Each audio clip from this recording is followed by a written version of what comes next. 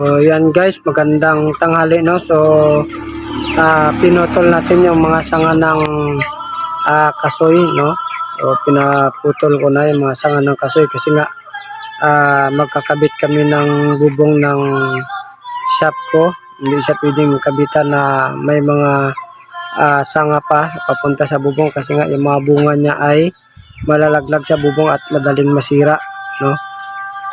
So yan guys. So ganun din guys yung sanga dito na nasa kabila yung mangga no. So pinutol ko na rin kasi nga nagalagupok sa bubong no, sa hero kapag hinog na, tapos kapag inaano siya ng mga ibon nalalaglag sa bubong, kaya so pinutol ko na rin. So nakapaalam na rin ako dati niya sa may-ari no, ngayon ko lang naputol. So bago ko kabitan ng bubong yung hero no, pinaputol ko naman ng sanga. At ang maganda dyan guys, so maraming bunga yung mga bunga ng Indian Mingo ngayon. So sayang kung itatapon natin. So ang dami nating naipon yan guys. So yung bunga ng kasoy naman guys, so marami rin tayo naipon na mga buto ng kasoy no. So dinala na ng anak ko, bininta na nila. So hindi ko na nakuna ng video. So pero marami.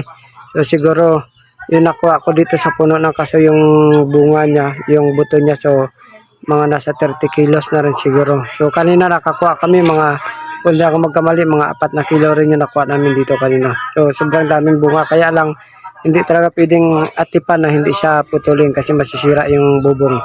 So hindi ko naman yan nauubusin, ganyan lang yung papunta lang sa bubong. So yan guys, so yan yung mga bunga ng mangga na nakuha namin dyan.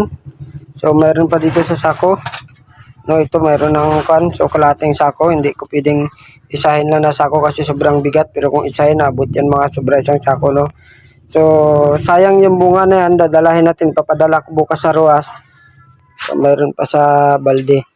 So ipapadala ko yan bukas sa Ruas sa mga kapatid, mga kaibigan natin ng mga badyaw. So paborito to na mga mangga kasi sayang naman kung itatapon lang. So papadala natin yan sa kanila bukas sa Ruas. So sobrang dami yan guys. So sayang naman. So sarapan naman ng Indian Mingo na yan, mga kuha na siya, manibalang mga habal na. Saktong-sakto yan sa bagong. Sa badyaw kasi guys, pag simain, so kahit gaano kaliliit yan guys, so kinakain nila yan. So hindi na yan sabing binabalatan. So yung mga ganito kaliliit, so kinakain nila yan. Kahit linghod. So gustong-gusto nila yan. Yan yung mga paborito nila, kamuting kahoy, kamuting bagin. Mas gusto nila ito kumpara sa bigas. No? So kaya sayang guys kung itatapon ko, so papadala ko yan bukas. So ayan no. So sobrang dami yan. So sigurado saya natin yung mga kaibigan natin, mga kapitid natin na badyaw sa Ruas no. So sobrang dami yan. So galing dito sa amin, so papuntang Ruas, pag magsakay ka ng bus mga 1 oras din no. So sayang talaga yung bunga kung itatapon ko. Sawa na rin kasi kami dito. Halos araw-araw nagapitas lang kami pag gusto namin kumain. Ayan guys, dami pang bunga oh. So kaya lang hindi ko na inubos yan, yung papunta lang sa yero yung inubos ko. So ayan oh, dami pang bunga. Oh.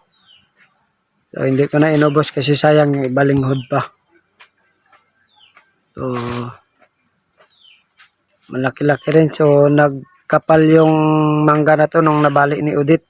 No, so medyo kumapal yung sanga niya tsaka yung mga dahon niya.